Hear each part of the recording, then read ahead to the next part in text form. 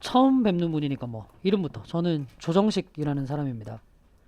이게 좀 철자가 정자 좀 이상할 수는 있는데 저희 할아버지께서 제 여권명을 등록할 때 이렇게 등록하셔가지고 그냥 이거 고치기가 귀찮아서 그냥 쓰고 있습니다. 자, 어쨌든 수능 영어를 가르치려고 이제 여러분들 앞에서 서 있는 거고요. 그 첫 시간은 어깨 힘을 좀 빼고 이제 앞으로 7주 동안 어떤 수업을 배우는지, 그리고 조정식이라는 사람의 강의의 결은 어떤 건지 뭐 그런 걸 좀 익혀보는 시간이라고 생각하시면 됩니다.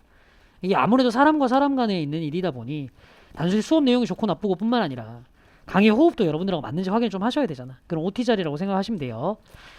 자, 일단 이거부터 얘기를 한번 해보죠. 우리가 수능 영어 수업을 할 거라고. 그 세상에는 많은 영어가 있는데 그 중에 수능 영어라고 얘기를 하는 게 뭔지에 대한 얘기부터 해보겠습니다. 일단 오해들을 많이 하시는 게 이런 거예요.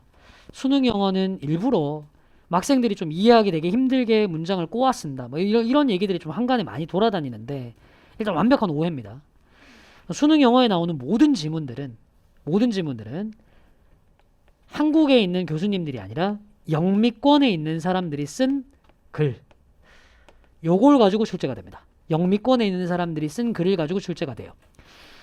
그 2011학년도부터 16학년도까지, 그러니까 한참 상대평가 시절이죠.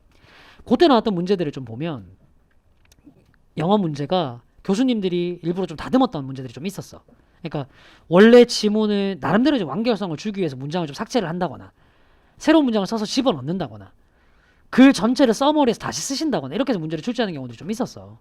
근데 그러다 보니까 그때는 사실 문제의 논리성이나 완결성에 대해서 좀 시비들이 많았거든. 여러분들이 어린 시절이라서 뭐 짤로 봤던 것 같은 건 기억하실지 모르겠는데 왜 그냥 미국인 아니고 공부를 되게 많이 한 미국인 타일러 같은 사람들이 TV 나와가지고 수능 영어 문제 보면 저거 논리성 이상하다고 막 지적하고 막 이런 문제들 나오는 거 짤로 보신 적 있어요? 그 시절이 딱 그 2016학년도 그 정도 시절쯤 문제들이에요. 근데 그때 나왔던 비판들을 의식했는지 뭔지는 모르겠으나 2018학년도 절대평가가 들어오고 난 다음부터 수능 영어들은, 그리고 6월 9월 평가 모의고사는 전부 다 원문 그대로 가지고 옵니다. 원문 그대로. 교수님들이 좀 고쳐봐봐야 어휘 수준이 고등학교 수준이 너무 안 맞으면 조금 낮추는 정도? 그거 외에는 안 건드려. 그래서 절대평가 들어오고 난 다음에 나온 영어 모든 지문들은 여러분들 구글링 해보시면 원문 다 찾을 수 있을 거예요. 원문 안 건드립니다. 오해하지 마세요. 일부러 글을 어렵게 쓰는 게 아니라 그냥 원문이 그렇게 써져 있는 글이에요. 근데 이걸 가지고 이제 수능은 뭘 물어보느냐. 문제 유형은 여러 가지인데요. 결국 묻는 건 이거예요. 글을 이해할 수 있는 능력이 있냐. 뭐 당연한 겁니다. 텍스트에 기반한 모든 시험은 이해력을 묻는 거죠. 그러니까 어렵게 생각하지 말고 이렇게 생각 한번 해봐. 고등학교 1, 2학년 때 너네가 모의고사를 봤던 경험을 한번 생각해봐. 고등학교 1, 2학년 때 모의고사. 문제 유형별 풀이법 이런 거 생각 안 하지 않았어? 그냥 내가 이해할 수 있는 그림 맞추는 거야. 이게 주제를 묻는 문제든 빈칸 문제든 심지어 순서 문제든 내가 내용을 이해할 수 있고 흐름을 알 수 있으면 맞추는 문제. 그거 못하면 틀리는 문제라고. 그렇지 않아?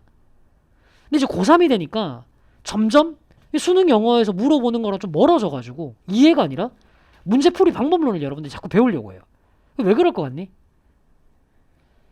이게 어려워서 그래. 이게 이해가 어려워서 그렇다. 이해가 어려워서. 그러니까 이해를 할 수 있는 글이면 이해를 위해서 덤비면 되는데 그게 안 되니까 자꾸 이제 엉뚱한 짓을 하는 거야. 엉뚱한 짓을. 근데 그럴수록 시험이 변해가는 방식들에 적응할 수가 없어. 뭐 특정한 구간을만 읽고 정답을 이렇게 찾자라는 방법론을 익혀놓으면 그게 안 통하는 질문 하나만 나와도 못 건드린다고. 결국 텍스트에 기반한 시험들은 어떤 시험이 나와도 문제를 풀 수 있도록 만들려면 이거밖에 방법이 없거든. 그럼 도대체 수능 영어에 나오는 글들은 왜 어렵냐? 왜 어렵냐? 그거부터 얘기 한번 해보죠. 원문을 그대로 가지고 나온다고 했는데 이때 가지고 오는 원문이 해리포터는 아닐 거 아니야. 그러니까 무슨 얘기냐면 수능에서 가지고 오는 영미권에서 쓴 글들은 전부 다 아카데믹한 글들이에요. 뭐 학술적인 저널이 됐든 논문이 됐든 뭐가 됐든 그런 것들을 가지고 나온다고. 그도 그럴 것이 수능이라는 시험의 평가 목표를 한번 생각해보세요. 수능은 네가 대학 들어가서 뭐 이상한 전공을 했을 땐 이상한 전공 좀 표현이 이상한데 영어를 아예 안 쓰는 전공 뭐 국문과면 같은 데면 잘 모르겠지만 웬만큼 다른 데를 전공하게 되면 원서로 어쨌든 학문적인 최고봉의 권위자들이 쓴 책을 읽어야 되는데 그 책들이 거의 영어로 적혀 있을 거란 말이야. 지식이 처음으로 출판되는 형태가 영미권에 나오는 경우들이 워낙 많으니까 그걸 읽을 수 있는 능력이 있는지를 묻는 게 수능이란 말이죠. 그러다 보니 그 대학 들어가서 읽을 만한 원서에 준할 정도의 아카데믹한 글들을 가지고 와서 문제를 출제를 해요. 그래서 이제 수능이 조금 이해하기가 어려운 거거든. 이걸 비유적으로 보여드리겠습니다. 고등학교 1학년 때 네가 모의고사를 봤을 때 나왔던 영어 문장들은 이 정도 수준이었어. 조정식은 못생겼다.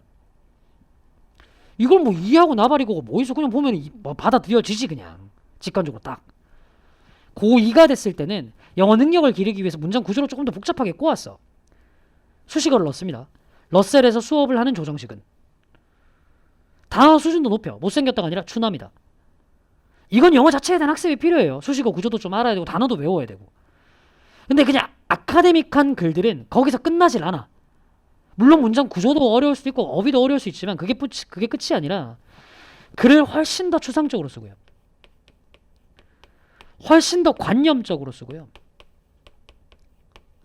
훨씬 더 비유적으로 글을 써. 왜? 이게 핵심을 전달하는데 훨씬 더 좋은 방법일 수 있기 때문이야. 그래서 이렇게 쓴다고. 조정식은 못생겼다라고 얘기하지 않아요. 똑같은 말을 이렇게 씁니다. 듣고 이해해보세요. 조정식은 못생겼다는 얘기를 할 거야. 아름다움이 죄라면 조정식은 무죄입니다. 못생겼다는 말 맞죠? 근데 이게 우리가 볼 수능에 나오는 글들이라는 거예요. 그러니까 문장 단위 자체를 이해를 포기하는 경우들이 많은 거지. 읽어도 무슨 말인지 모르겠고. 그래서 기출을 보다 보면 지금 1월달인데 뭐 이쯤 이제 EBS 나와서 EBS 책을 보다 보면 선생님 한글 해석을 읽어도 무슨 말인지 모르겠어요. 그러니까 문장을 꼬아서 쓴 게 아니라 표현 자체가 그래서 그래요. 아름다움이 죄라면 조정식은 무죄입니다. 그러니까 우리가 대비해야 될 수능은 이런 영어입니다. 이런 영어. 이런 영어. 이런 영어를 대비하는 것과 관련해서 계속 이제 이런 현상적인 것들이 있다 보니까 여러분들 실제로 공부하면서 가시는 의문들이나 계속 제기하는 어떤 고민들이 있단 말이죠. 그 중에 첫 번째가 이거야. 내가 나름대로 영어 자체로 좀 이해하는 능력이 좀 있어. 조금 멋지게 포장하면 회화 능력이 있다라고 한번 쳐보자고. 특히나 이제 제가 현장 수업을 주로 하는 동네가 이제 대치 분당이다 보니까 뭐 이런 친구도 꽤 많아요. 뭐 유창하게 완전 네이티브 수준은 아니더라도 어렸을 때부터 영어 문화에 많이 접해서 그냥 간단한 대화 정도 하는데 큰 지장이 없어. 그래서 고1, 2 모의고사, 고등학교 2학년 초반 모의고사 정도까지만 하더라도 영어 자체로 그냥 슬슬슬 읽히고 이해가 갔어. 그렇죠? 나는 그 정도 능력이 됐던 것 같은데 어느 정도부터 이제 자꾸 좀 잘 안 읽혀. 그래서 이거저거 수업을 찾아보니까 우리말로 해석하는 방법을 자꾸 가르치더라 이거야. 이거 꼭 할 줄 알아야 되네 이거죠. 나 영어 자체로 이해할 수 있는데. 그치? 이 고민은 특히나 영어 성적이 좀 나오는 학생들은 정말로 많이 묻는 질문이에요. 결론을 내리기 전에 좀 다른 얘기들을 하고 와볼게. 수능 치고 난 직후쯤 되면 유튜브에 되게 많이 돌아다니는 유의 영상들이 있어요. 수능 영어와 관련해서. 꼭 노란 머리에 파란 눈을 가진 외국인을 모셔놓고 수능 영어를 풀려봐요. 이게 뭐 어떤 컨텐츠인지 딱 봐도 이제 각이 나오지, 그지? 그리고 그 외국인은 절대로 1등급이 안 나옵니다. 그죠? 2등급, 3등급이 나와요. 그러고 나면 코멘트가 붙어요. 이 봐라. 이 외국인도, 미국인도 1등급 못 맞는 게 수능 영어다. 그런 거 이제 올려놓으면 밑에 댓글이 미친듯이 달립니다. 이게 대한민국 영어 교육은 좀 문제가 있다. 어떻게 외국인도 1등급이 안 나오는 걸 학생들한테 물어볼 수 있냐. 난리가 나요. 세게 얘기할게요. OT부터 이렇게 얘기해서 좀 미안한데 세게 얘기하겠습니다. 저는 좀 그런 식으로 댓글 쓰고 그런 식으로 컨텐츠 만드는 사람들 다 그냥 조무사들 좀 짜졌으면 좋겠어요. 이 생각 한번 해봐봐. 너네가 평생 살면서 대한민국에서 살 거라면 너 이 회화 능력으로 먹고 살 일이 있을 거라고 생각하니? 굉장히 특수한 직업군이 아닌 이상 이럴 일 없어요. 통번역사 뭐 이런 거 있잖아. 그런 일 아니면 너 이럴 일 없다니까. 외국계 기업에서 외국인들과 함께 일을 하는 간부급 아니면 이럴 거 없다니까. 그렇잖아. 왜 이런 일이 벌어지겠어. 이런 일을 쓸 일이 없어. 왜? 대한민국은 영어권 국가가 아니거든. 우리 영어권 국가가 아니에요. 영어를 쓰면서 영어로 토킹을 하고 영어로 커뮤니케이션 할 일이 없는 사람들이에요. 심지어 나도 그래. 대한민국에 있는 직업군들 중에서 뭐 여러 직업군들이 있습니다만 영어를 상대적으로 제일 많이 쓰는 직업군 중에 하나가 뭐냐면 의사야. 의사들. 영어 정말 많이 씁니다. 뭐 아버지, 어머니 혹은 주변에 의사분들 있으면 생각 한번 해보세요. 차트 쓰는 거 당연히 영어로 써야 되고 그런 간단한 작업뿐만 아니라 의사는 평생 공부하는 직업이거든요. 개인 개업이도 계속 논문 같은 거 공부를 해야 돼요. 저널 같은 거. 그 의료 저널들 전부 다 뭘로 적혀 있어? 영어로 적혀 있단 말이죠. 맨날 그거 봐야 된단 말이에요. 수시로 보고 공부를 하셔야 돼요. 근데 그 의사분들 영어로 회화 다 잘하세요? 아니요? 제가 아까 얘기했던 유튜브에 보니까 어떤 컨텐츠 있던데 의사분들 모여가지고 뭐 수다 떠는 컨텐츠 있는데 그분들 영어로 막 의학 용어는 굉장히 잘 아시는데 비행기에서 승무원들이 영어로 하는 얘기 못 알아듣는다고 그러시면서 지금 제가 얘기했던 이 말에 여기에 대한 답이 있어요. 다시 한번 얘기합니다. 우리는 영어권 국가에 살고 있지 않아요. 그래서 수능은요. 애초에 영어 자체 회화를 할 수 있는 능력을 요구하지 않아요. 이건 대한민국의 교육제도가 잘못됐기 때문이 아니라 필요가 없기 때문에 측정을 안 하는 겁니다. 회화 능력 필요 없는데 이걸 왜 대학 가는데 측정을 하겠어요. 대학 가서도 회화를 쓸 일이 없는데. 오히려 영어에서 훨씬 더 중요한 건 내가 아까 얘기했잖아. 대학 들어서 원서를 읽어야 된다니까. 텍스트를 읽을 수 있는 능력이에요. 근데 너 한번 생각해봐. 우리말 회화 엄청 잘하잖아. 완벽한 네이티브 스피커잖아요. 되도 안 하면 어쩔 TV 막 이딴 말들 다 알잖아요. 그래서 국어 영역 비문학 지문 주면 완벽하게 이해해서 다 맞추니? 다른 차원의 문제잖아요. 똑같다니까. 영어 회화 능력이 높은 미국인이 아카데믹하게 쓰여져 있는 글들을 완벽하게 다 이해할 수 있냐? 아니라니까. 당연하지 않겠어? 미국인도 2등급 나올 수 있어요. 수능 영어는. 읽기는 다른 차원의 문제니까. 미국 대학생이던데요. 아니 자기 전공과가 아니면 추상적인 글 이해 못할 수 있죠. 그런 거라니까. 그래서 좀 이렇게 말씀을 드릴게요. 회화 능력과 영어 자체를 그냥 받아들일 수 있는 능력이 있으면 도움은 돼요. 이게 아예 도움이 안 된다고 얘기하진 않겠습니다. 근데 이게 수능에서 필수 덕목이거나 수능의 목표치는 아니에요. 수능은 아카데믹한 글을 읽는 거거든요. 근데 이 아카데믹한 글들의 수준이 이 정도까지 갑니다. 자, 예전 기출 문장 하나 가지고 올게요. 에리 프롬이라는 사회학자가 쓴 글입니다. 사랑의 기술이라는 책에 나와 있는 문장이에요. 뜻부터 얘기해 줄게. 누구나 사랑에 빠질 수 있다라고 얘기할 거야. 되게 뻔한 얘기죠. 누구나 사랑에 빠질 수 있다. 우리말로 얘기해 주겠습니다. 이해해 보세요. 예외적 개인적 현상이 아니라 집단적 보편적 현상으로서의 사랑에 대한 믿음은 인간의 이성에 기반을 둔 합리적 판단이다. 어때요? 이게 아카데믹한 글이에요. 이게 아카데믹한 글. 이거 읽고 난 다음에 영어 자체로 그냥 휘리릭 흡수돼요? 안 된다니까 100%. 그래서 결론은 이겁니다. 이거 필요해요. 그러니까 모든 문장을 무조건 우리말로 다 정확하게 옮기세요 라고 얘기하는 거 아닙니다. 그렇게 오해하지 마세요. 아니 뭐 내가 앞에서 I am a teacher 이라고 써져 있는 문장을 읽고 있는데 그걸 뭐 굳이 우리말로 번역을 하고 있어. 그럴 필요까지는 없겠지만 이런 거잖아. I am a teacher 이라는 문장을 우리말로 할 수 있는 능력이 있어야 더 복잡한 문장이 나왔을 때도 옮겨낼 수 있는 거라고. 왜 옮겨내야 돼? 너 어차피 생각을 우리말로 할 거거든. 내가 방금 얘기했던 예외적 집단적 현상이 이 정도 나오면 우리말로 생각할 수밖에 없어요. 영어 자체로는 생각할 수가 없다니까. 그때 써먹으려면 어쩔 수 없습니다. 우리말로 옮기는 능력이 있어야 돼요. 됐죠? 다시 얘기합니다. 회화 능력이 도움이 될 수는 있으나 이거 필요해요. 그 다음 두 번째. 이런 얘기도 많이 하시죠. 아, 고1, 2 모의고사 제가 지금까지 문제를 풀 때 감으로 계속 풀어왔던 것 같아요. 근데 이제 3학년이 되고 막 이러니까 좀 불안한데 혹시 문제를 풀 때 뭐 누가 얘기하는 것처럼 이제 근거가 항상 정확해야 되고 논리가 완벽하게 갖춰져 있어야 되나요? 이 질문도 정말 많이 하죠. 일단 정의부터 정확하게 합시다. 여기서 얘기하는 감이라는 게 뭔지. 이렇게 문제 푸는 친구도 있단 말이야. 우리말로 글이 번역이 되는 것까지는 아닌데 우리말로 내가 번역을 할 수 있는 것까지는 아닌데 나는 글 내용을 대충 이해하면서 풀고 있어. 어떻게 푸는 건 상황인지 알겠지. 글을 딱 읽었을 때 이거 우리말로 설명해봐면 그렇게까지는 아니지만 대충 이 글의 주제가 뭔지 어떤 얘기를 하고 있는지 정도는 알아.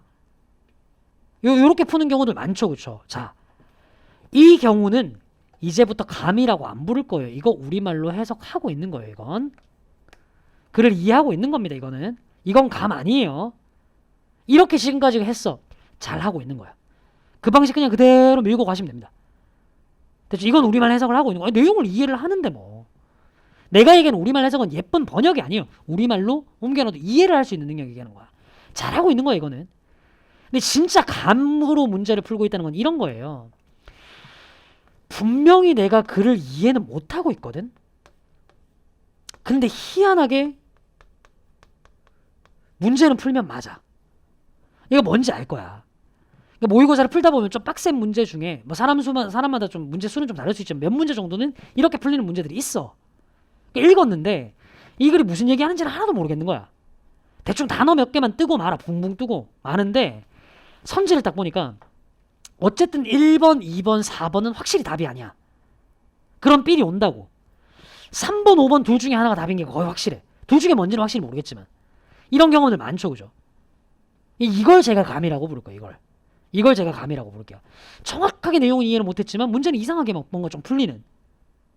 그래서 뭐 둘 중에 하나 찍으면 정답률 50%는 넘는 그런 상황. 결론적으로 얘기하면요, 좋아요. 축복이죠, 축복. 감은 축복받은 일이지. 아니 수능은 결과만 묻잖아. 네가 어떤 과정으로 정답을 찾는지는 묻지 않아요. 뭐 이렇게라도 풀면 다행이지. 근데 이제 문제는 이걸 얼마나 신뢰할 수 있느냐의 문제야. 너도 알겠지만 이렇게 문제 푸는 건 컨디션 빨 되게 많이 타잖아. 그치? 좀 어느 날 컨디션 좋을 때는 둘 중에 하나 고민해서 찍었던 진짜 미친 듯이 맞아요. 근데 컨디션이 좀 나쁠 때는 다 틀린다고. 둘 중에 하나 고민했다가. 보통 등급에 등락이 큰 친구들이 그 컨디션 때문에 폭이 큰 경우들이 많아요. 내가 이제 단연간 학생들을 좀 지도를 해보니까 일반적으로는 수능 당일날은 컨디션이 좋을 확률보다 낮을 확률이 높아. 뭐 상식적으로 보더라도 시험 당일날 무슨 컨디션이 그렇게 좋겠어.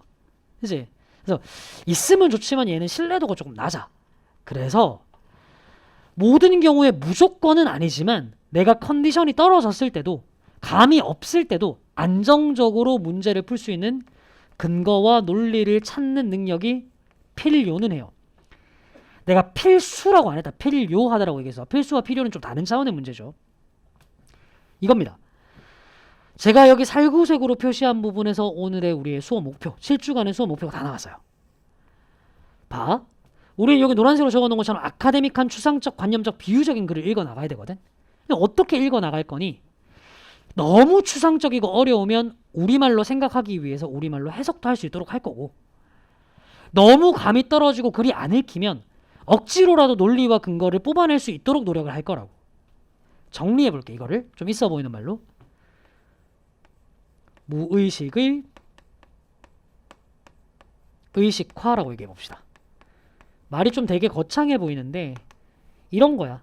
여기서 무의식이라고 얘기를 하는 건 컨디션 되게 좋을 때 나도 모르게 하고 있는 그 방법이잖아. 그게 컨디션이 나쁘더라도 근거를 가지고 항상 끄집어낼 수 있도록, 우리말로 항상 끄집어낼 수 있도록 하자고. 컨디션이 나빠도 의식적으로 끄집어낼 수 있도록 하자고. 이게 우리 수업의 목표예요. 요거를 제가 1년 동안 만들어 가는 게 목표입니다. 그걸 위해서 요번 7주간에는 이거부터 할 거예요. 문장 차원에서 무의식을 의식으로 만들어서 이해하도록 하는 훈련. 이거부터 돼야 글이 이해가 되죠. 맨날 뭉개가면서 문장 하나 이해하는데 맞대 문맥 보고 대충 추론하고 하는 게 아니라 이거 정확하게 이해하는 훈련을 할 거라고. 됐지? 그래서 7주간 요거 배운다라고 생각하시면 되고요. 오늘 이제 첫날 여러분들의 수업 목표를 잊지 않도록 하기 위해서 2교시까지는 제가 칠판에 요 구간은 지워놓지 않겠습니다. 지우지 않고 있겠습니다. 요게 우리 목표예요. 잊지 마세요. 자, 이제 그러면 본격적으로 수업을 한번 해볼게요. 현장에 계신 분들은 자료가 이것저것 많으실 텐데 수업할 때 딴 건 필요 없고요. 책, 그 다음에 필기 노트 2개만 있으시면 됩니다. 책과 필기 노트 둘만 있으시면 돼요. 온라인으로 또 수업 들으시는 분들, 선생님 필기 노트가 어디에 있어요? 여기 현장 자료니까 없으세요? 요거 2개만 있으면 돼요. 자, 그냥 꺼내 놓으시고 편하게 합시다. 편하게. 네, 영작 하나만 시켜볼게요. 영작. 안 써도 돼. 안 써도 돼. 머릿속으로 해. 머릿속으로 영작. 영작 한번 해보세요. 네. 책 꺼내는 게 굉장히 힘드시군요.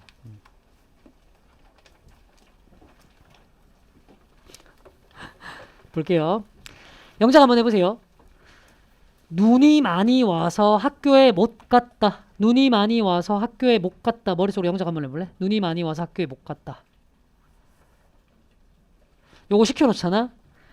한국 학생들은 거의 100% 문장에 because of 같은 말들이 들어갑니다. Because it snowed a lot, I couldn't go to school. 뭐 이런 식으로. 틀린 문장 아니에요. 문법적으로 완벽합니다. 근데 이거를 영미권에 있는 사람이, 영미권에서 계속 살아온 사람이 이 문장을 딱 듣잖아. 네가 방금 얘기했던 이런 영작을 딱 듣잖아. 그러면 100% 이렇게 생각할 거예요. 이 사람은 우리 영미권에서 태어나서 나고 자란 사람은 아닐 것 같다 라는 느낌 바로 딱 받아요. 뭔가 어설프다는 느낌 받는 거죠. 이게 영미권 사람식의 영작은 아니거든. 똑같은 문장을 영어권에 맞춰서 영작을 해볼까? 눈이 많이 와서 학교 못 갔다. 이렇게 써볼게요. 들어보세요. Heavy snow, 폭설이죠. Stopped me from going to school. 들어본 적 있어? Stop A from ing. A가 뭐뭐 하지 못하도록 하다. 우리말로 번역하면 폭설이 내가 학교에 가지 못하도록 했다. 이게 훨씬 더 영어스럽죠. 듣고 나면 너도 왠지 그런 거 같잖아. 이제. 가볍게 들어. 왜 이런 일이 자꾸 벌어지는 걸까? 얘기하자면 이런 거야. 한국은 관계 중심의 문화예요. 관계 중심의 문화. 관계가 되게 중요해. 왜 우리 사람 만날 때 한번 생각해 볼래? 제일 먼저 서로 이름 묻잖아. 이름 묻고 난 다음에 상대에 대해서 뭘 묻니 보통? 나이 묻죠. 나이. 몇 살이에요? 몇 살이에요? 왜 물어요? 서로 관계 설정하려고. 둘 중에 누가 반말해야 되고 누가 윗사람이고 이런 거 설정해야 되잖아. 한국 사람들한테는 이거 되게 중요하잖아요. 그러니까 있잖아. 방금 전에 있었던 문장에서도 눈이 많이 온 것과 내가 학교에 못 간 것 사이의 관계, 인과가 되게 중요한 거예요. 비커즈가 들어가야 문장이 완성되는 것처럼 느껴져요. 한국인들 생각에는. 근데 미국인들은요. 관계가 중요한 문화 속에서 산 적이 없어요. 얘들의 문화권에서는 현상이 중요해요. 현상이 그냥. 현상이. 그래서 둘 간의 인과관계에 집중하기보다는 제일 중요한 현상, 폭설, heavy snow를 그냥 앞에 빼버리는 겁니다. 이게 훨씬 더 편한 문장이 돼버리는 거죠. 내가 갑자기 이제 이런 얘기를 왜 하냐. 보통 한국어와 영어의 차이에 대해서 얘기를 하기 시작하면 여러분들 어순만 생각을 하시거든. 어순도 되게 큰 차이인데 한국어와 영어의 훨씬 더 뿌리 깊은 차이는 이런 거예요. 구성하고 있는 문화 자체가 달라. 그러다 보니까 문장을 쓰는 방식이 다르다고. 너 한번 생각해봐. 내가 아까 얘기했던 영작 방식 있잖아. 폭설이 내가 학교에 가지 못하도록 했다. 친구랑 얘기할 때 이런 말투 쓰나요? 이런 말투 쓰면 친구를 잃어요. 한국인들은 그렇게 막 사물을 주어로 쓰고 하는 거 익숙하지 않다고. 근데 영어 보면 막 그런 문장들 되게 많잖아. 이 돌멩이로 하여금 너를 다치도록 만들 거야. 이게 무슨, 영어는 이런 표현들을 쓴다니까. 갑자기 이 얘기를 왜 했냐. 봐. 한국과 미국은, 한국과 영국은 애초에 문장을 만들어내기 위한 문화 자체가 달라요. 그래서 너무나 다른 문장들이 같은 의미를 담고 있어도 다른 구성으로 나오게 됩니다. 자, 일상어에서도 이렇게 차이가 큰데 이게 학술적으로 가보면 얼마나 차이가 커지겠어.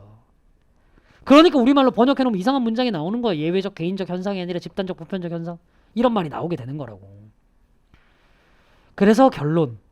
영어를 배우려면, 학술적인 영어를 읽는 법을 배우려면 영어만이 가지고 있는 특징부터 제대로 알아야 돼요. 영어라는 문화를 쓰는, 영어라는 말을 쓰는 문화권이 가지고 있는 언어의 특징, 이거부터 제대로 알아야 된다. 그래야 영어가 읽혀요. 영어가. 그래서 오늘은 3시간 동안 그 영어가 가지고 있는 특징에 집중해서 한번 배워볼 거예요. 그 첫 번째가 뭐냐면 그 영어와 관련한 여러 가지 좀 유연한 사고입니다. 유연한 사고. 됐죠? 자, 바로 한번 가보도록 할게요. 현장에 계시는 분들은 제가 지금부터 칠판에 필기하는 내용들 다 필기 노트에 있으니까 필기에 목숨 걸지 말고 수업 내용에 좀 집중을 해줬으면 좋겠어.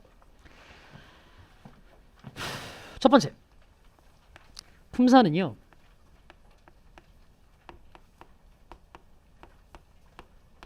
자리가 결정해.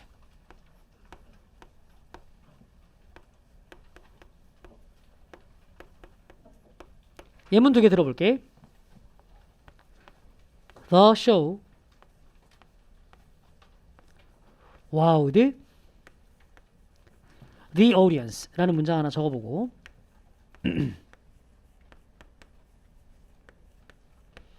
그 다음 The tire showed uneven wear 요렇게 한번 적어볼게. 제가 제 수업 중에 웬만한 문법 용어를 안 씁니다. 문법 용어 저는 안 쓰는데 요 정도는 쓸게요. 뭐 주어, 동사, 명사. 됐지? 내가 뭐 목적어 이런 말도 잘 안 써. 주어, 동사, 명사 이 정도는 쓸게. 이 정도 용어는 너네가 알아듣잖아, 이제. 한번 봅시다. 여기 show라고 얘기를 했어. 이거는 품사가 뭐인 것 같니? 명사야 명사. 그거 왜 명사냐? 명사 자리에 있지. 아니 더 다음에 원래 명사가 나오잖아. 그지? 그리고 문장 제일 앞에는 원래 명사가 나오잖아. 그래서 명사야. 근데 여기도 show라는 똑같은 말이 있다고. 얘는 품사가 뭐인 것 같아? 동사. 그거 왜 동사니? 동사 자리에 있어. 보통 ed 앞에 붙는 건 동사거든. 그 다음에 주어 다음에는 동사가 나오거든. 그래서 이게 이제 영어가 가지고 있는 특이점이야. 되게 단순하지만 우리말로 생각해볼까? 물. 명사입니다. 이 단어는요. 문장의 어느 자리에 들어가도 무조건 명사일 수밖에 없어요. 얘가 갑자기 동사로 둔갑하는 일은 없습니다. 우리말에는. 영어는 이래요. 영어가 가지고 있는 품사 유연성. 이걸 조금 더 확장해보면 다른 단어들도 보입니다. 여기 와우 볼까? 와우. 이건 무슨 품사로 쓰인 거 같니? 동사로 쓰였다고.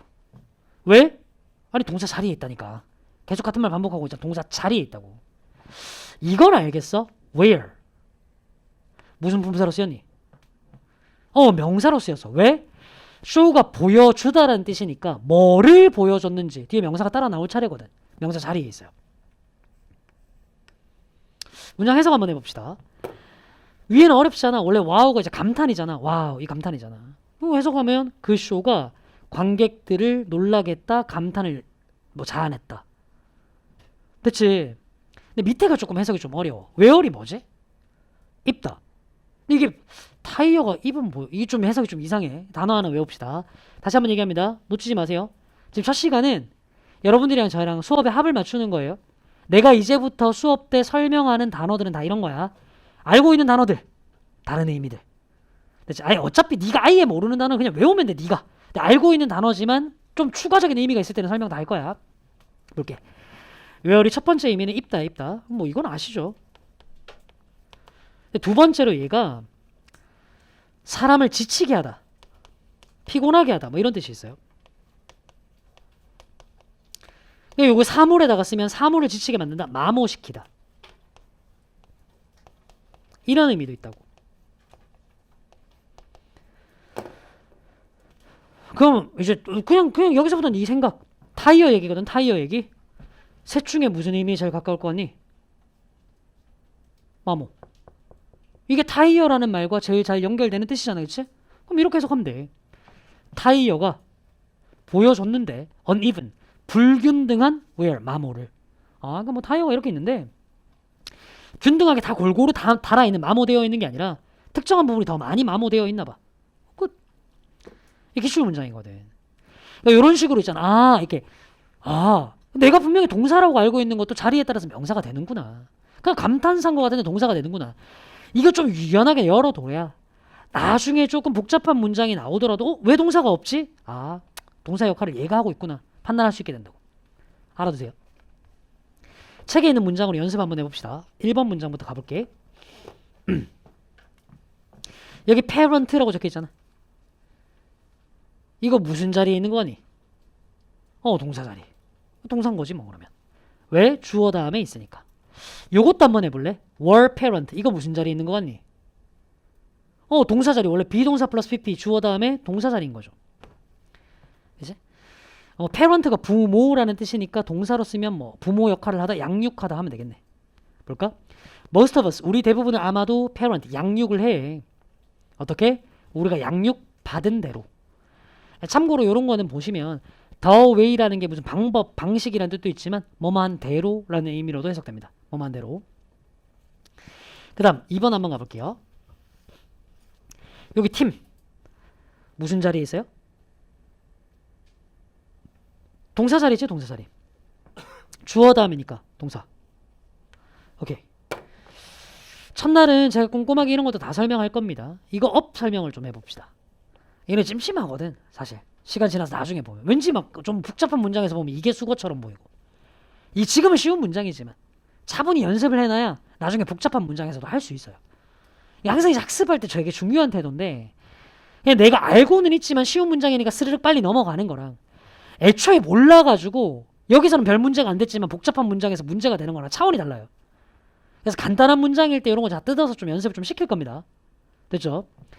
up이라는 말이 위로라는 뜻도 있는데 이런 의미도 있어. 완전히. up이라는 게 완전히라는 의미가 있어. 요거 한번 생각해 볼까? 너네가 들어본 적 있는 말일 텐데. give up. 이거 무슨 뜻으로 배웠더라? 포기하다. 들어보셨잖아. 왜 그런 뜻 나온 건지 알겠니? 내가 가지고 있는 걸 상대한테 완전 다 줬어. 내게 없네. 포기. 실제로 근데 give up은 맥락에 따라서 포기하다가 아니라 정말 완전히 주다. 다 줘버리다라는 뜻으로도 해석이 됩니다. 됐죠? 이런 거. I will give up my control to you. 나의 통제력을 너에게 포기할 게가 아니라 내 통제력을 너에게 다 완전히 줄게라는 뜻이 된다고. give up. 됐지? 주유소에 가서 얘기합니다. 직원이 와서 물어보죠. 기름 어떻게 넣어드릴까요? 그랬더니 네가 이렇게 대답한 거야. Fill it up please. 어떻게 넣어달라는 얘기예요? 네, 가득 넣어주세요. 완전히 채워주세요니까. 됐지? 여기서 팀업이라고 되어 있네. 그래, 완전히 팀을 이루는 거야. 그냥 한 팀을 이루다죠. 완전히 한 팀이 되는 거. 봅시다. 2008년에 미국의 음식과 와인 비평가들이 팀을 이뤘어요. 예일 출신의 한 통계학자와 한 쌍의 스웨덴 경제학자들과. 됐죠? A couple of, 한 쌍의 몇몇의 뭐 이 정도. 자, 세 번째 한번 가보도록 하겠습니다. 요거는 제가 들어가기 전에 이거 한번 봅시다. 이 what problem 여기 돼 있는 부분. 문법 용어 써서 미안해. what 다음에 바로 주어 동사 이렇게 나오면 뭐 해석 어렵지 않죠. 뭐 무엇, 뭐 무슨 이런 거일 텐데 뒤에 명사가 이렇게 딱 붙어 있어요. 그럼 이제 요 구간을 어떻게 해석하면 되냐? 하나로 묶어서 어떤 명사 이렇게 해석하시면 되거든. 예문 한번 들어볼게요. I cannot decide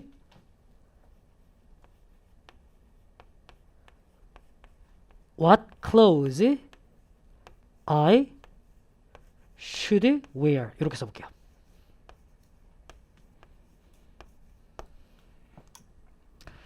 요 구간 what clothes 어떻게 해석되니? 어떤 옷? 됐잖아. I cannot decide. 저 결정할 수가 없어요. 어떤 옷을 내가 입어야만 할지. 괜춘? 수업 중에 제가 옷과 관련한 예문이나 얘기들을 좀 많이 할 겁니다. 물론 좀 내가 좀 옷차림이 좀 진심인 편이기도 해요. 옷을 좋아하기도 하는데 오늘 개강한다고 새 옷 입었는데 옷 예쁘지 않아요? 반응이 썩었네요. 진짜. 그래요. 이게 내 옷차림 되게 진심이라서 제가 뭐 옷 감, 안, 감, 단추까지 내가 다 골라가지고 테일러링 다 맞춰서 입은 거예요. 옷 되게 좋아하거든. 어쨌거나 옷 좋아하는 거 이거 제가 옷을 원래 내가 좋아하기도 하는데 이게 좀 뭐 방송 나갈 때마다 옷차림 관련한 얘기들 계속 나오는 게 좀 회사에서 만들어낸 밈이기도 해. 내가 이제 인강한 지 올해 6년 차거든요. 인강한 지 올해 6년 차. 생각보다 뭐 그렇게 오래되진 않았죠. 근데 인강 처음 하던 해 저는 좀 미리 촬영을 해야 마음이 좀 편한 스타일이라 12월 달에 론칭이었는데 9월, 10월 달 중에 강의를 쫙 다 찍어놨어요. 4개 강좌 정도를. 완강을 다 해놓고 뭐 현장 수업이 끝나고 난 다음에 해외 나가가지고 좀 쉬고 있었어요. 인강도 시작하고 뭐 해야 되니까. 근데 그때쯤 돼가지고 그 광고 영상이 올라왔다고, 티저 영상 만들었다고 저 인강 론칭 담당하시던 분이 연락이 온 거예요. 카카오톡 페이지 보여주면서 확인 한번 해보라고. 딱 들어갔더니 이렇게 뒷모습 이렇게 딱 찍어놓고 눈과 귀가 즐거운 강의가 온다. 이런 프레이즈를 걸어놓은 거야. 근데 그걸 딱 보고 난 다음에 느꼈던 감정이 좆됐다였어. 아니 내가 무슨 수로 눈을 즐겁게 해. 아마 귀야 뭐 이렇게 드립치고 뭐 썰 풀고 이래서 그렇다 치도 눈을 내가 어떻게 즐겁게 해. 내가 카톡으로 막 그 담당자분한테 이거 큰일 났다고 이렇게 얘기했다가 내가 론칭하고 욕먹으면 어떻게 감당할 거냐고. 막 그랬더니 이제 그분도 그때 가서야 막 고민하기 시작하신 거야. 그러더니 이제 그때 얘기하더라고. 선생님 옷 좋아하고 옷 많으시잖아요. 옷차림으로 학생들 눈을 즐겁게 해주면 어떨까요?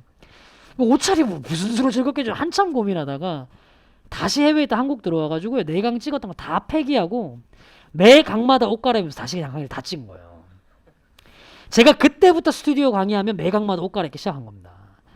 2년차 때는 사실은 원래 그래서 너무 힘들고 귀찮아서 그렇잖아요. 그냥 하루 가가지고 4강 찍을 거면 한 옷 입고 찍으면 되는데 매 시간마다 옷 갈아입으면서 얼마나 힘들겠어. 이만큼 옷 바리바리 싸들고. 그래서 2년차 때는 안 하려고 했어요. 그러니까 안 했었거든.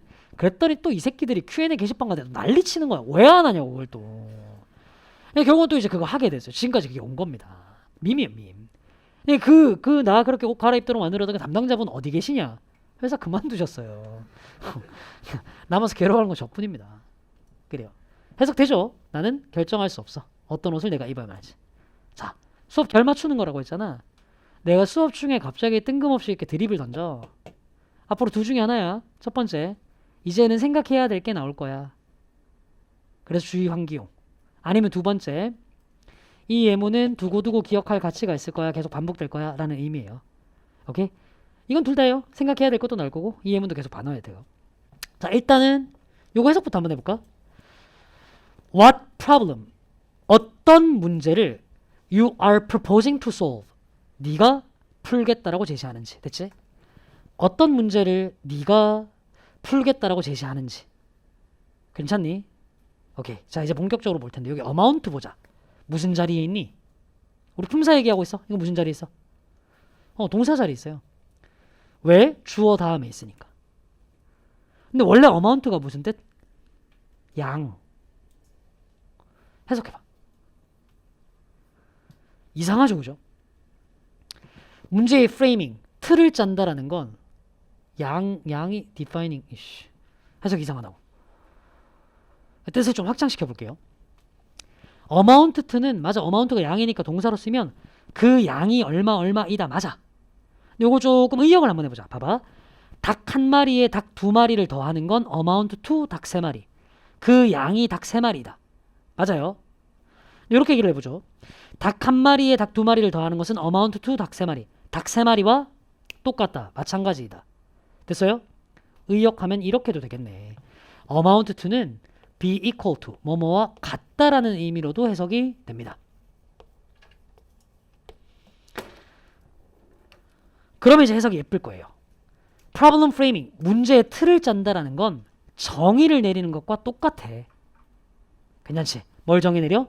어떤 문제를 네가 해결하겠다고 제시하는지 요거 정의하는 거랑 똑같아. 됐죠? 오케이. 자, 놓치지 마세요. 단어 뜻에 매몰되면 안 됩니다. 우리 지금 품사라는 거 자유롭게 쓰이는 영어의 특징 보고 있어요. 네 번째 볼게. air이라는 말이 나와 있다. 자, 무슨 자리에 쓰여져 있는 air? 그래, 동사 자리에 쓰여져 있어. 주어 다음이니까. 그치? 비동사 플러스 pp. 동사야, 동사. 그럼 이제 해석을 한번 해봅시다. 자, 원래 air이 뭐지? 공기. 그럼 동사로 쓰면 어떻게 될까? 공기? 통풍시키다, 환기시키다. 공기라는 느낌에서 그대로 와. 근데 이런 의미로도 쓰일 수 있다. air이라는 말이 이건 정말 간단한 거예요. 공중이라는 의미도 가질 수 있어. 그렇지 않겠어? 공기, 공중. 느낌 오죠? 근데 공중이라는 말의 속성을 한번 생각해보세요. 자, 어떤 물건을요. 내가 여기 바닥에서 이렇게 내려놓고 들고 있으면 뒤쪽에 있는 친구들은 먼저 볼 수가 없어요. 근데 내가 여기 공중으로 이렇게 딱 들었다고. 보이죠? 이게 공중의 이미지예요. 널리 공개하다. 여러 사람에게 알리다. 느낌 와? 그래서 너네가 알고 있는 거 있어요. 여러 사람에게 알리는 거, 방송 중인 거 영어로 어떻게 쓰니? on air. 이렇게 나온 거라고. 아시겠죠? 자, 볼게요. 그러면 새로운 아이디어들은요. 자주 공개됩니다. 혹은 방송됩니다. 그리고 우리의 대중문화 속에서 비평이 됩니다. 뭐로써 그렇게? 건강한 대중토론의 과정의 일부로서 그렇게 비평을 받아요. 됐죠? 자, 문장 4개를 통해서 뭘 받는지 기억하세요? 품사. 굉장히 유연하게 자리에 따라 결정되는구나. 이건 뭐지 전부 다? 영어라는 언어가 가지고 있는 특징이에요. 우리말로 해석하려면 너네가 어려움을 겪는 영어라는 언어가 가지고 있는 특징 첫 번째. 품사는 자리가 결정한다. 두 번째 얘기를 한번 해보죠. 능수동 얘기입니다. 능수동 얘기.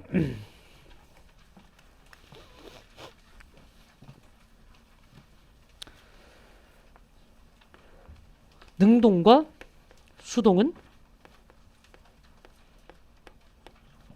문맥이 결정해요.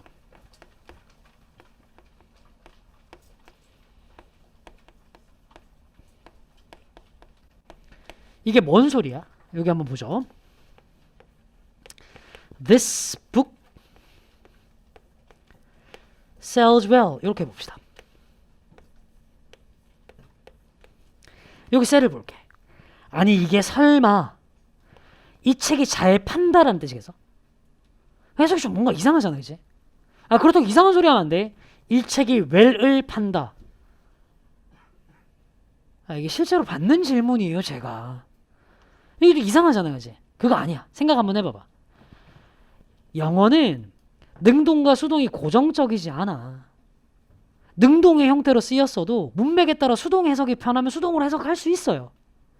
다시 해석해봐. 무슨 뜻인가 하니? 이 책은 잘 팔린다예요. 그러니까 이게 되게 간단한 건데 못 드러내면 문장이 계속 안 보이는 거예요. 왜 능동으로 쓰는데 수동으로 해석돼요? 원래 영어는 그런 거거든. 영어에 있는 동사 90% 이상은 이렇습니다. 이게 우리말에는 없는 패턴이라고. 더 가볼까? 조금 어려운 문법 용어긴 한데 우리말로. 영어에는 이런 문법 용어는 없어요, 사실. 너네 사동이라는 거 아니? 우리말에서 쓰는 거 사동. 남한테 시키는 거 있잖아. 이희길이 우구추 뭐 이런 거 넣어가지고 하는 거. 봐봐. 사동도 문맥에 따라 결정돼, 영어는. 이렇게 써볼까요? She walked her baby. 그녀는 그녀의 아기를 걸었다. 삽되는 문장입니다. 애를 밟는 것도 아니고. 아니에요. 어떻게? 그녀는 아기를 걷게 만들었다. 아기를 산책시킨 거예요. 이렇게 해석할 줄 아셔야 된다고. 문맥에 따라서. 오케이? 자, 가볍게 문장 3개 정도만 한번 봅시다. 자, 유전공학의 진보는 번역했다? 웃기잖아. 무슨 유전공학의 진보가 번역을 해. 어떻게 해석돼야 될 거 아니? 번역됐다. 유전공학의 진보는 대중들에게 결정적인 언어로 번역되었어. Through the media. 매체를 통해서. 다음 6번 한번 보죠. 여기 한번 봐봐. Prepare Isaac. 이삭을 준비하다. 무슨 이삭 토스트예요? 썩은 드립 죄송합니다. 아, 어제는 이게 반응이 나쁘지 않았는데 이 지역 특성이 좀 있는 것 같아. 내가 아직까지 요 동네 잘 모르겠어. 분당에 먹힐 만한 드립을 좀 알려주세요. 저한테 DM으로. 아, 뭐 그렇다고 내가 뭐 너네한테 와가지고 뭐 너네랑 뭐 드립 친다고 슈슈슈슉 시발라마 뭐 이런 거 할 수는 없잖아요. 저 먹힐 만한 드립 좀 알려주세요. 뭐가 먹히는지 알 수가 없네. 자, 다시 봐봐. 얘가 사람 이름이거든. 이삭을 준비하다가 아니라 어떻게 해석돼야 될까? 얘를 준비시키다가 자연스럽죠. 됐지? 이렇게 됩니다. 그럼 문장 한번 볼게요. 참고로 여기 everything 명사고요. he 명사고요. could 동사인데요. 영어에서는 명사 다음에 명사 동사 나오면 무조건 이렇게 수식입니다. Everything he could. 그가 할 수 있는 모든 것. The book I read. 내가 읽었던 책. 됐지? 확인해보죠. 스톡스 씨는 아이작에게 그가 할 수 있는 모든 걸 가르쳤어요. To prepare Isaac. 아이작을 준비시키기 위해서. 뭔 준비? 트리니티 컬리지의 입학시험을 위한 준비요. 됐죠? 요런 거 얘기 한번 해볼게요. 뭐 수업의 메인은 아닙니다만 가끔 이제 문법 문제로 나올 만한 요소가 하나가 있어가지고 요 to prepare 이렇게 돼 있는 부분 있잖아. 요걸 to prepare를 써야 될지 prepare를 써야 될지 이런 거 문법 문제 나온다고 쳐봅시다. 문제 출제하면요 아마 60% 이상의 학생들은 틀릴 거예요. could 조동사 다음에 동사 원형 써야지 하고 틀리는 거죠. 정답은 당연히 to prepare이겠지. 왜 이런 일이 벌어지는지도 한번 보죠. 이런 문장 한번 볼래? Read, 읽어라. As many books. 많은 책들을 읽어라. As you can. 네가 할 수 있는 만큼. 보면 느낌이 오실 겁니다. 여기 can 뒤에 뭔가가 생략되어 있는 거 보이죠? 뭐가 생략되어 있는 거니? Read. 이것도 영어의 특징입니다. 얘들은 어떻게든 문장 간단하게 쓰려고 앞에 썼던 말 그냥 과감하게 다 생략해버려. 여기도 뭔가 생략돼 있어. could 다음에. 뭐 생략돼 있는지 해봐봐. 무엇이 생략돼 있니? teach. 그러니까 원래 이 문장이 이렇게 했죠. 스톡스 씨는 taught Isaac everything he could teach. 이렇게 됐겠죠. 아이작에게 그가 가르칠 수 있는 모든 걸 가르쳤습니다. 됐어요? 그러니까 얘는 뭐뭐 할 수 있다에 could prepare 그게 아니라 뭐뭐 하기 위해서라고 해석됐던 to인 겁니다. 그러니까 prepare이나 to prepare를 쓰는 게 맞는 거죠. 납득됐니? 오케이. 하나 더 가볼까? 여기는 he랑 여기는 his랑 각각 가리키는 대상이 누군 것 같은지 찾아보세요.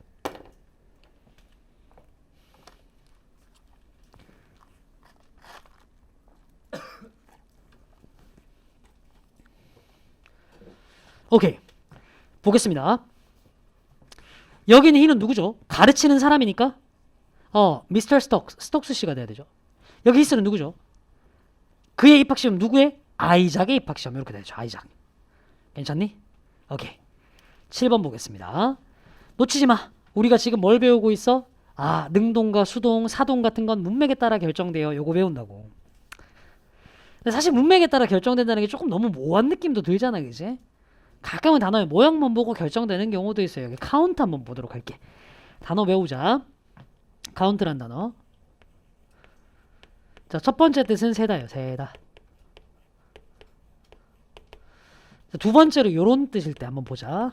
money, count. 이렇게 써볼게. 돈을 세다. 아니에요. 아니 이건 주어 자리인데 이거 돈을이라고 해석하고 있으면 어떡해.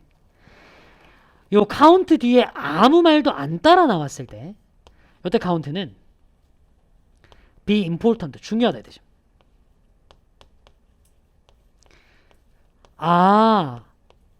money counts, 돈은 중요하다 이 뜻인 거죠.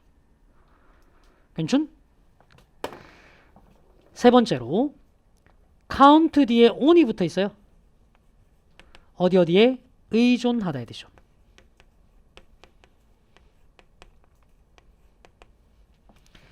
네 번째로 count 뒤에 as를 붙여놓으면 뭐뭐로 여기다 혹은 여겨지다 이 뜻입니다.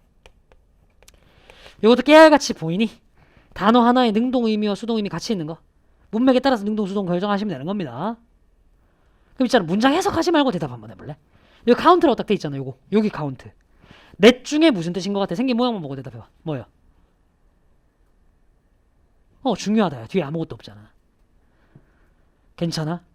그러니까 영어가 있잖아. 내가 다른 수업할 때도 되게 많이 얘기를 하겠지만 사실 학술의 제1 언어거든요. 그러니까 모든 그 학술 논문들의 제1 언어가 영어라고. 예를 들면 이런 거야. 한국에서 박사학위를 어떤 사람이 받잖아.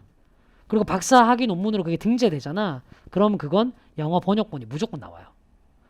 한국어로 박사학위를 받더라도. 왜 영어가 논문의 제1 언어가 됐을까 이렇게. 가장 많은 나라에서 사용해서 그건 아니에요. 사람 사용하는 숫자가 가장 많은 언어로 기준으로 얘기하면 중국어가 그렇게 됐어야지. 그리고 영어 이전에 사실 프랑스어 같은 거 훨씬 더 많이 사용했었고.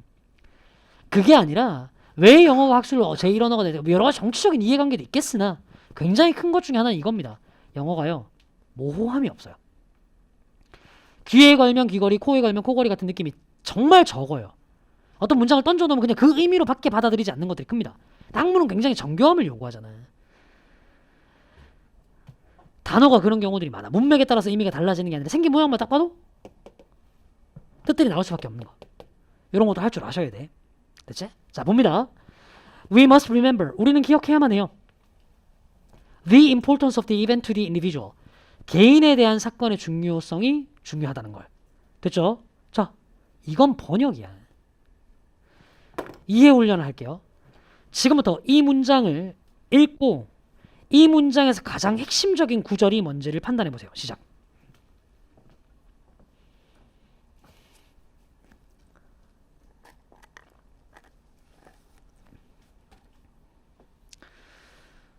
물어볼게. 이 글의 필자의 핵심을 담고 있는 어휘는 뭘까요? 제일 중요한 단어, 이 문장에서. individual입니다. 조금 더 가볼까요? The event to the individual이요. 이게 그냥 직관적으로 와닿아요. 이게 해석이 되고 계시는 거라니까. 잘 안 되는 분들을 위해서 연습 한번 해볼게. 이게 우리 수업의 궁극적 목적이다. 봐봐. 우리는 블라블라라는 걸 기억해야만 한데, 근데 상식적으로 이건 딱 생각해 보더라도 기억해야만 한다는 게 중요한 게 아니라 그 내용이 중요하다는 건 알겠죠, 그렇죠? 대절 내부가 중요한 겁니다. 여기까지 납득됐니? 대절 내부 볼게. 요런 거 우리가 이제 수식어라고 괄호를 묶잖아요, 보통. 하지 마세요, 여러분들. 그냥 따라만 오세요. 수식어를 날리고 읽어볼게. The importance counts. 중요성은 중요하다. 이거 무슨 의미가 있는 문장이니? 아무 의미 없는 문장이에요. 중요성은 중요하다. 무슨 쌀로 밥 짓는 것 같은 하나만한 얘기예요. 딱 보셔도 알겠지만 이 문장은 대절 내부가 요 괄호로 친 부분이 없으면 아무 의미가 없는 문장이라는 걸 알 수 있을 겁니다. 이 문장 핵심 내용은 여기입니다. 개인에게 일어난 사건. 이게 핵심이라고, 이 문장에서는. 괜찮니? 여기서도 조금 더 핵심을 뽑아보자면 뭐 사건보다는 개인이 뉘앙스상 훨씬 더 중요한데, 그것보다 어쨌든 이게 중요한 포인트라는 거 알아두셔야 된다고. 여기서 여러분들이 가지고 있는 이상한 관념 하나만 깨고 갈게요. 우리말로 영어를 해석하는 법을 배우시면요, 그게 문법을 통해서든 구문을 통해서든 배우시면 계속 익히는 게 이거야. 맨날 수식어는 괄호 묶는데 수식어는 안 중요하대. 쭉정이 같은 거래. 그렇게 문장 읽잖아요. 세게 얘기하면요, 좆대요. 절대로 이런 류의 문장은 이해할 수 없게 됩니다. 이거 보세요. 수식어인데요. 수식어 속에서도 핵심 정보가 담길 수 있어. 너네 국어 영역 생각해봐봐. 국어 영역 읽을 때 수식어는 날리고 읽어라. 이딴 말 들어본 적 있어? 없잖아. 근데 왜 영어는 그렇게 읽어? 조정식의 집, 강민철의 집 다른 집이에요. 수식어를 날리고 어떻게 읽어요? 무슨 말인지 아시겠어? 그래서 지금 우리가 할 건 이런 거다. 아, 중요하지 않은 부분을 날리고 읽어라 같은 개소리 말고요. 정확하게 문장의 내용을 이해할 수 있는 훈련을 하자고요. 그러니까 우리의 지금 선생님 저는 이거까지 못 뽑히는데요. 괜찮아. 차차 훈련해가면 되니까. 우리의 궁극적인 목표는 이거야. 논리적으로 파악해봤을 때 이 문장의 핵심은 여기에 담겨있구나를 판단할 수 있는 눈. 그걸 알기 위해서 이번 시간에 배운 건 뭐? 1차적으로 영어가 우리말과 뭐가 다른지부터 알아놓자. 두 가지 봤어요. 품사 자유롭네. 능수동 사동도 문맥에 따라 자유롭네. 됐지? 5분 쉬고 다음 시간 계속할게요. 30분까지 들어오세요.